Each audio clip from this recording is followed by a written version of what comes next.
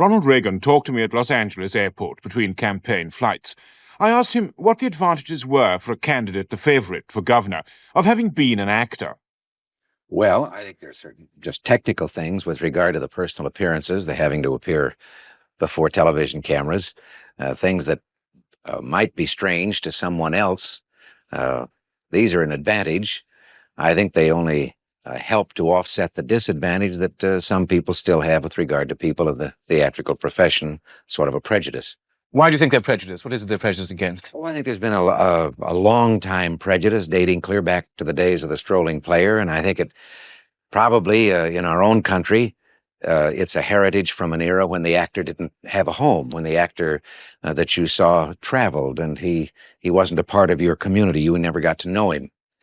Now, of course, with motion pictures and television, actors, like other people, have settled down in one community. They mow the lawn and send the kids to school and live like anyone else.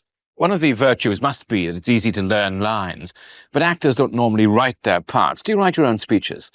Yes, no one's ever written a speech for me up till now, and I've, as a matter of fact, up until this campaign, I've always done my own research, but that's become a job in which I've had to have help. How does the glamour of politics compare with the glamour of the screen?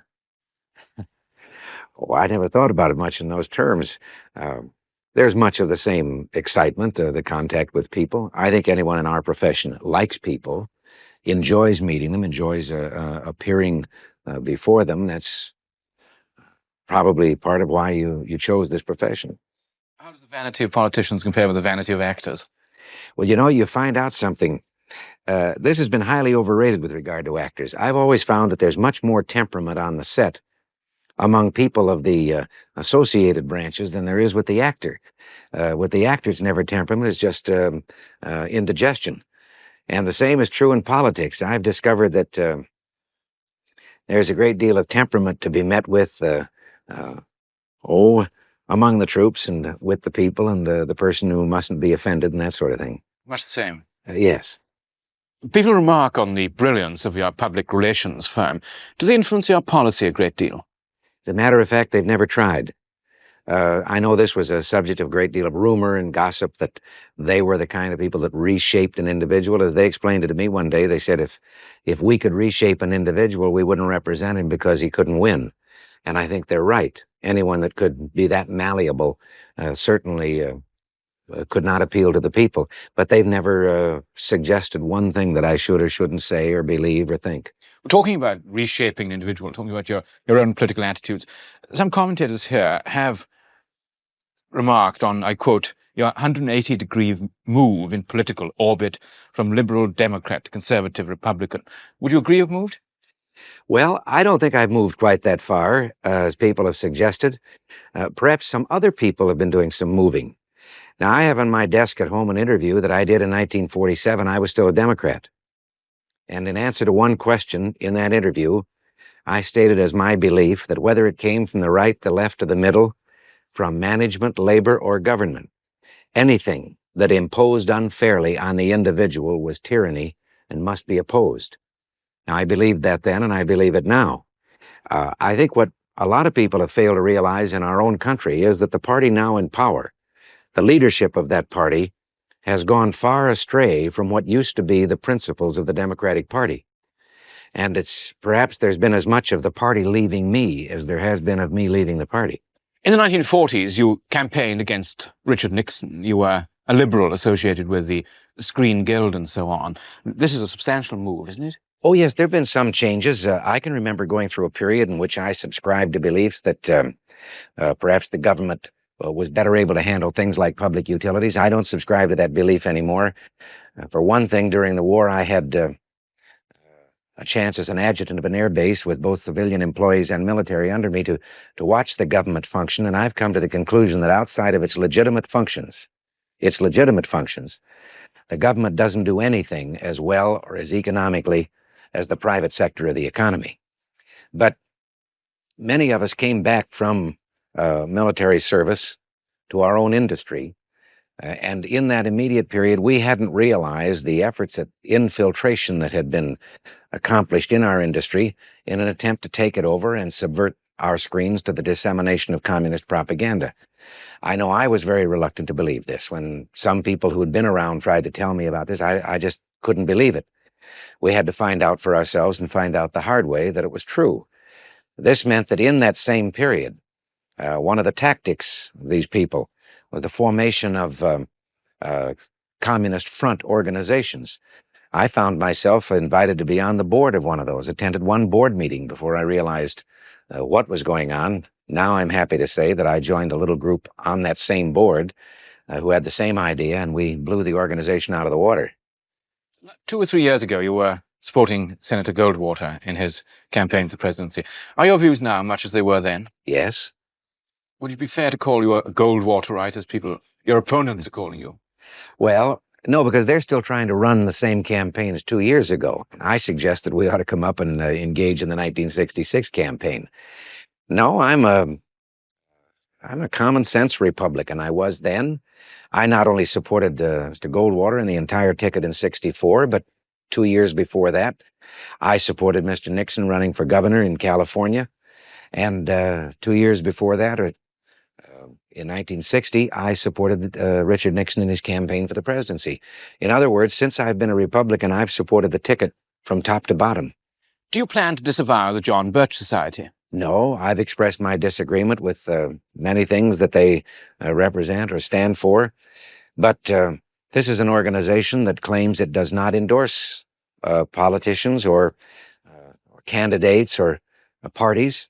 It claims its membership is roughly half and half with regard to Democrat and Republican membership, and I just refuse to accept that they're a Republican problem any more than the other side should accept that. I'm going to campaign for individuals, and I assume that anyone who chooses to go along with me has bought my philosophy. I haven't bought his. If you win in November, do you think your victory will, though, be taken as a victory for the right? Which is pretty wild here. Oh, I think that there'll be a lot of people. You know, there's one thing, it's just like, this is one thing where there is a comparison with getting in show business. You discovered you were fairly successful, and you based your discovery on the number of people who were claiming they'd discovered you. Well, I imagine the same thing happens in politics. When you win, everybody's going to claim that this is a victory for whatever they happen to believe, and I just hope that there'll be a lot of people feeling that way. What would you say was the basis of your political philosophy, and what writers or political figures have you admired and learned from? Oh, that's a hard one. I'm a voracious reader, a student of things of that kind. I've been greatly impressed by many of the men, the founding fathers of our country, Jefferson and so forth. But I tell you, you have one that has influenced me as much as anyone. I think that Winston Churchill was one of the great men of our time and our generation. I don't think the world will see his like for many years to come. Is there anyone in the current American political scene who you think is particularly admirable? Oh, a number of people. I think most people are pretty good.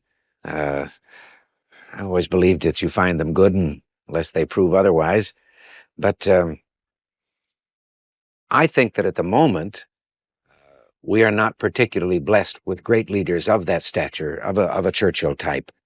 I think this comes and goes with history, and history's proven it, that there are waves of time in which you don't have those giants.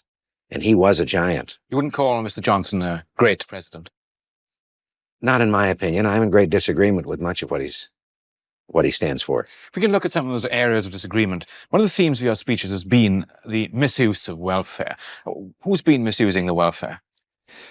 Well, I think the government and the whole approach to welfare has mislaid or misdirected the old philosophy of the carrot and the stick.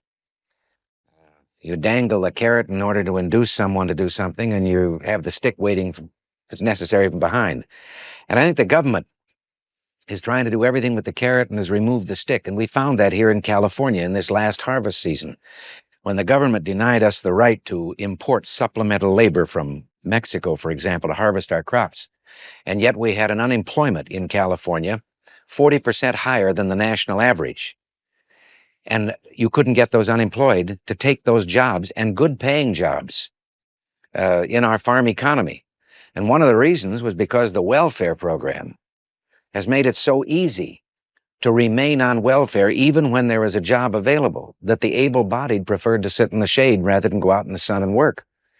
And this is a sin against the people on welfare, because our interest in their welfare should be more than just a belly full of bacon and beans. Our interest should be in the spirit of the human being. And you can only put a man on the dole so long until you break down the very moral fiber of that man. And this is what I fear we are doing. You know, there was an ancient Hebrew philosopher in the 11th century, Maimonides, who said there were 8 steps in helping the poor. And he said the worst of these was the handout, and the highest was to teach him to help himself. Do you think Negroes misuse welfare? Well, it isn't a case of whether they misuse it. I think they probably have a higher percentage of people on it because they have been they have a higher proportion of people in the lower income bracket, in the lower trained skills. They are the first ones who have suffered as job skills went up and more was required. And I think they require more attention today with regard to job training to fit them for these more skilled type of jobs. Mr. Reagan, what's your solution to the gathering Negro crisis here in Los Angeles, in Watts, and in Oakland, in San Francisco? Well, there are a couple of approaches. We have several very fine programs from the private sector that are going to work. One of them, involving some 260 industrialists in the Los Angeles area, have put, since last September 1st, more than 5,000 people to work. One of their great problems there is economic. They have 25,000 unemployed in that one neighborhood. And these businessmen have recognized that it is industry's responsibility to provide jobs, and they're doing this. There are other programs of this kind that could be encouraged. There's altogether too much competition by government. That government almost takes the attitude that these people are interlopers for trying to do something on their own without waiting for government to do it. Yes, and government instead should be cooperating and encouraging them, helping them, indeed offering tax incentives to increase their ability to go in and help. I think at the same time, government has a great responsibility, however, with remedial education, with training for people who have recently immigrated here from some of the rural areas, particularly of the Deep South, who are illiterate and who thus are unemployable. All of these things must be done. At the same time, I think government has been absolutely too tolerant with some of the self-appointed leaders who have incited their people to riot and to lawbreaking, and I think it's time that someone tells them they're no longer leaders and seeks leadership among the fine, responsible Negro citizens in that community, and they are actually about 98% of the community. In Watts, one hears a great deal, and in Oakland, about police brutality. There's a gathering feeling against white people. I mean, can you do anything about this? Of course that feeling is there, but I think we can do something about it. But I think it's a two-way street with people talking to each other instead of about each other. And I don't believe the police brutality stories at all. I think right here in Los Angeles is one of the finest law enforcement bodies in the entire world. And they have worked long and hard on this particular subject. I think that this cry has been brought up and has been made a kind of a belief by some people who have an axe to grind, who are in there not to settle the problem, but to create a problem. Are you against the war on poverty? Well, at the moment, I happen to think poverty is losing. The war on poverty in our country has built up probably the greatest bureaucracy out of all proportion to its accomplishments, and the poor are waiting for something to come out the end of the pipeline, and nothing has come out. There are more high-salaried executives, government executives, in proportionate numbers in that program than in any other agency of our government, including defense, and by a fantastic ratio. And it would seem when you have 220 people being helped in one camp, one of the job training camps, but you have 300 employees serving them, there's something wrong. Are you against Medicare? Yes, I am. I'm not against medical care for those who can't afford it. And I, for a long time, have advocated some kind of medical insurance. Now, in our country, I think you should know that we have roughly 150 million people who are, out of the 190 million, who today are protected by some kind of private medical or health insurance. This has been spreading at a rate of about 4 million a year. But I've favored, for those people who can't afford either that insurance or the doctor's bills, that public funds should be used to pay their premiums in insurance policies so that they, too, had the free choice of a doctor and a hospital with a paid-up medical insurance program. I'm opposed to Medicare because it is compulsory in that it forces people who don't need it. I, for example, have medical protection by way of my union, the Screen Actors Guild, for me and my entire family. But the government comes along and tells me that I am forced to be in this other program also, and I have no need for that other program. You have consistently attacked the Great Society, President Johnson's concept of the Great Society, which for most people means more education, more housing, war on poverty, and so on. What's the nature of your attack? Well, the central criticism is one of method. I have no quarrel with the goals. And this, I think, is one of the fallacies in our modern dialogue, that those people who favor the welfare state will only meet you in argument on the basis that you are opposed to the humanitarian goals. They'll never meet you in the issue that you share their same humanitarian concern. You just feel there's a better way to accomplish it. I suggest that the government for more than 30 years in America has had, for example, a great opportunity at solving the problem of unemployment, one of our most nagging problems. They've had unlicensed sway with regard to planning, and they've been planning, and the more the plans fail, the more they plan. Now, in the meantime, private industry in America has been taking care of about 95 to 96% of the employables and providing jobs very successfully. And I think it's time that perhaps government, instead of continuing more planning, say that after 30 years of failure, maybe they ought to get out of the way and see if private enterprise couldn't add that last few percent and handle that job too. You appear to be appealing to an older kind of American laissez-faire. But isn't that difficult when you have a very complicated, expanding, modern sort of state like your own in California? Well, you see, I happen to think that what you just voiced is a fallacy. This theory that as society grows more complex and as we grow bigger, more complicated, that we have to turn more and more to a central government for the answers to the problems doesn't hold water. You can't have a government that can gather together enough people brilliant enough to make all the multitudinous decisions that have to be made every day in the marketplace and in our community living. The only way you can make this system work without having everyone marching in lockstep is to turn government back as nearly as possible to the local levels, to the local communities. Big business has found this out in our own country. As our great corporations grew and have grown to their present stature, they discovered they could no longer run it from just one little central office up on top, and they've begun to decentralize. Government must do the same thing. You've attacked some students at the University of California, at Berkeley particularly, for their radicalism, for their sexual behavior. And many students think that this is an attack on free speech. What's your response to that? Well, you have me in a little hard position to explain this, because some of the things that I know have taken place, I have documentary evidence, are in such violation of the normal ethical and moral codes that I couldn't begin to discuss it here in a television program. But let me say that under the sponsorship of this one committee, and unfortunately sanctioned by the university, these student activities took place, and they were just that shocking. They were beyond anything that your viewers could even imagine taking place on a college campus as student functions. And I think the time has come for an open inquiry to find how this could take place. Now, remember, we're talking about a very small minority. The bulk of the 27,000 students there are fine, responsible young people who are there for an education. But the situation has gotten out of hand.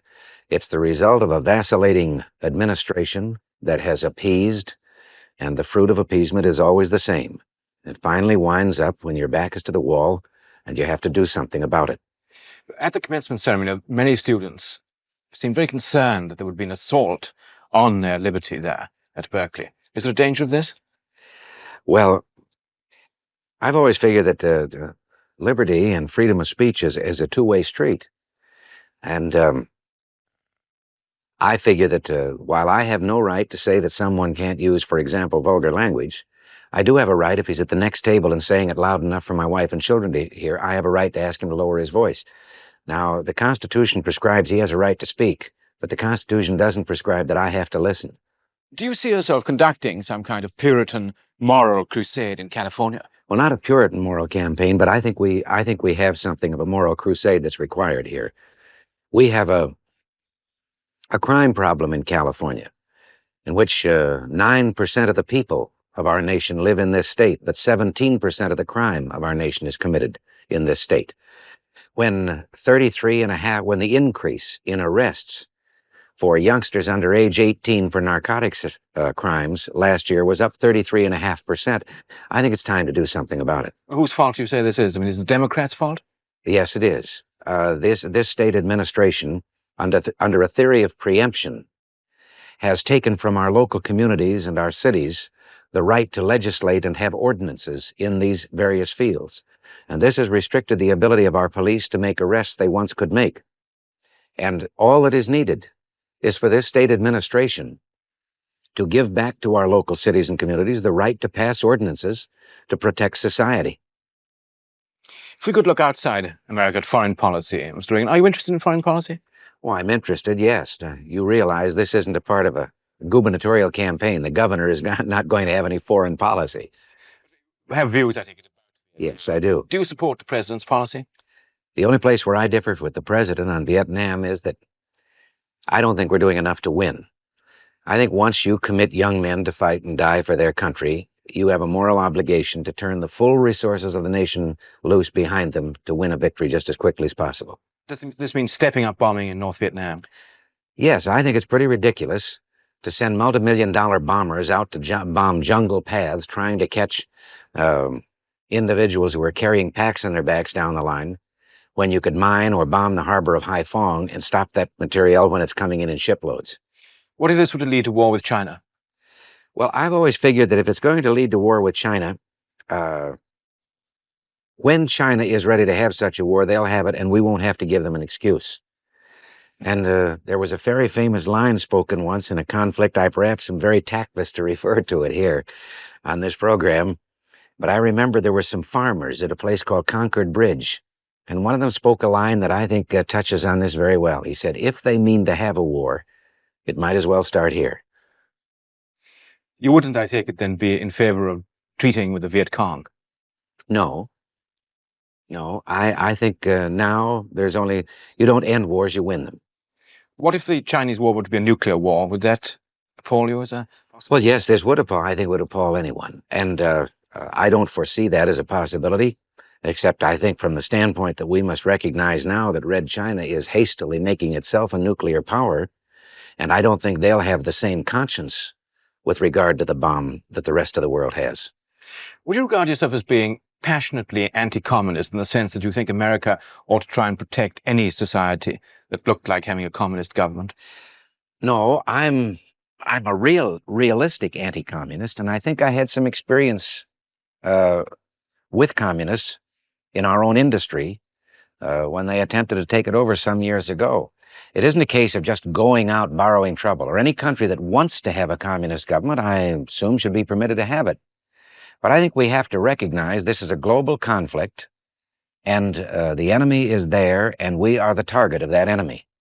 And I think we have to do what is necessary to oppose their aggression, to prove to them that aggression does not pay.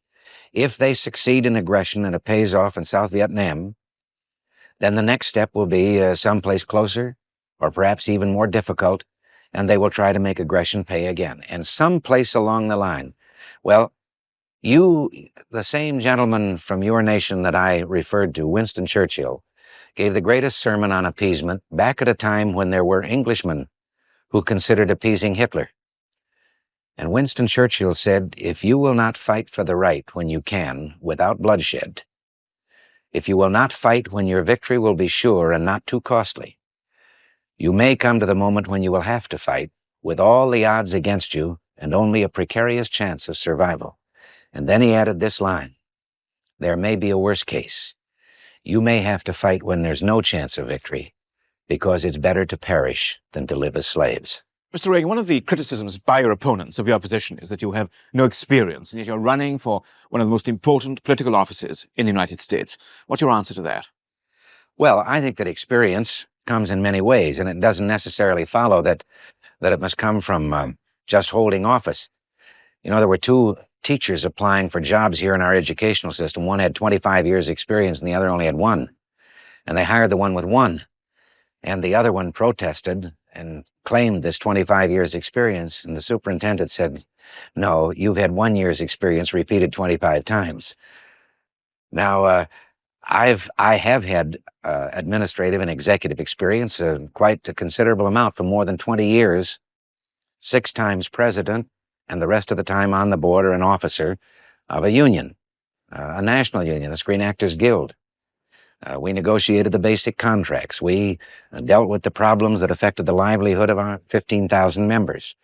And there were other jobs that went along with that in the industry. So I'm not basing my running for governor on anything that I did on the screen in that line of work. I'm basing it on this other part of my life that did deal with administrative problems. Do you think you'll win?